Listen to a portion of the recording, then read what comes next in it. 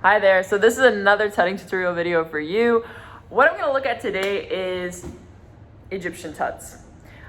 The reason why I want to make this video is because I personally used to get really stuck with this position. I'd just say, okay, like what can I really do? You know, you can flip the boxes, you can rotate your wrists,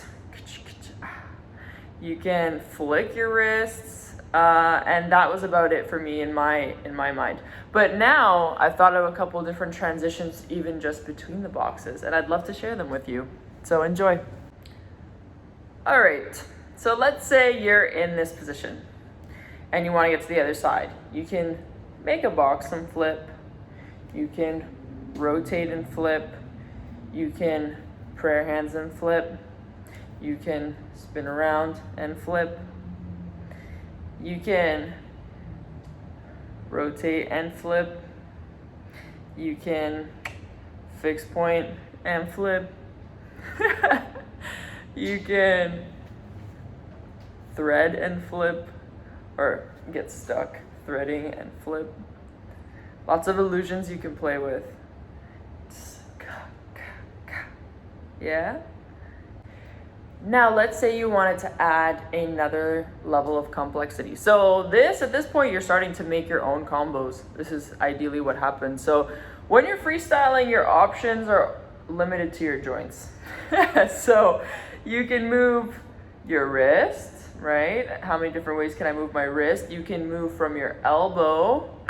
Am I flat-handed? Am I going with the palm up? That's kind of the variations that you get to play with. Or am I moving from my shoulder joint? And then you're just playing with how many different directions can I move those joints in.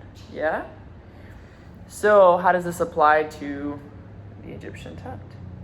So the classic Egyptian tut is going to be like, you know, something like that. But if you start to play with your wrists, if you start to play with your elbows, if you start to play with your transitions, you've got it all. Now you can just do whatever you want and really have fun. So let's say I'm here, I'm just making this up on the spot, I'm rotating, I come down, I can maybe flip the box, maybe I landed here, I'll transition to something else and come back. And so this is actually really a great tip for freestyling in general. Once you have one concept, you don't want to get distracted. You can really pull a lot from any style, any step. Just stick to that one step and find your way in and out of that step. Find a million pathways for how to get in and out of that step. So if this is my step, this is the one I'm gonna come back to.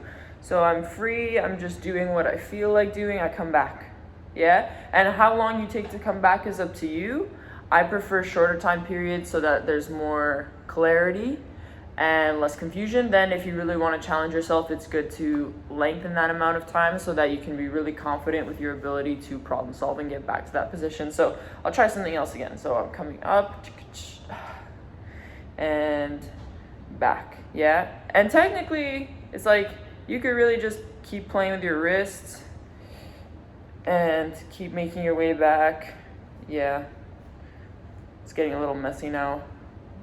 So from this position, really, your wrists can be very decorative.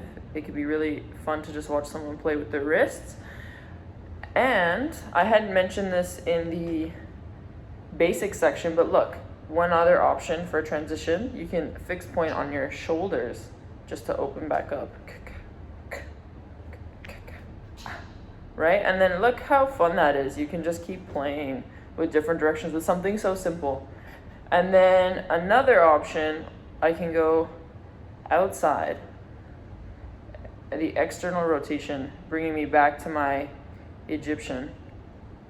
So really, this video has a lot of information in it. There's a lot of different things going on. I'm trying to drop some tips as I go along. Hopefully that was clear for you. Hopefully you learned something new. If you did, let me know. I would love to read about it in the comment section. And if you have any questions for me, feel free to ask. I'm here for you. Enjoy.